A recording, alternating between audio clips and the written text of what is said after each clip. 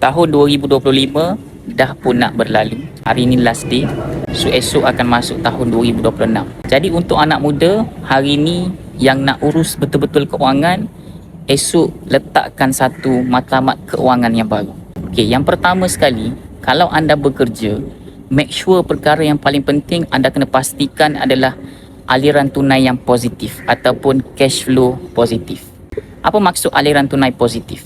Simple je tuan-puan. Kalaulah gaji anda hari ni 3,000 sebulan, setiap bulan perbelanjaan make sure tak lebih daripada 3,000. Contohnya, gaji 3,000, belanja hanya 2,500. Bermakna anda ada lebihan RM500. Tapi jangan pastikan anda punya perbelanjaan melebihi gaji sampai negatif. Itu yang pertama. Dan yang kedua tuan-puan, pastikan dapat gaji, alihkan kepada simpanan. Okey, nak simpan dekat mana sebenarnya? Simple sahaja. Anda fokus sahaja dua. Simpanan jangka pendek, simpanan jangka panjang. Jangka pendek, simpan sahaja dekat tabung haji ataupun ASB. Jangka panjang, simpan sahaja dalam bentuk emas.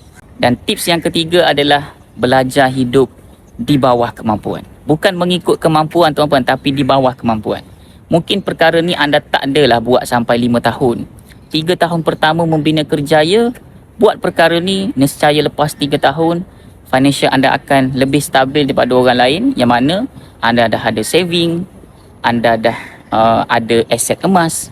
Ini lebih baik daripada tuan-puan tak plan langsung tentang keuangan. 3 tips tadi nampak mudah tapi beri impak yang besar kalau anda amalkan dalam kehidupan, especially anak muda yang baru nak membina kerjaya dalam kehidupan. Jadi semoga video ni bermanfaat. Nak lebih banyak ilmu emas dan kewangan, teruskan follow saya.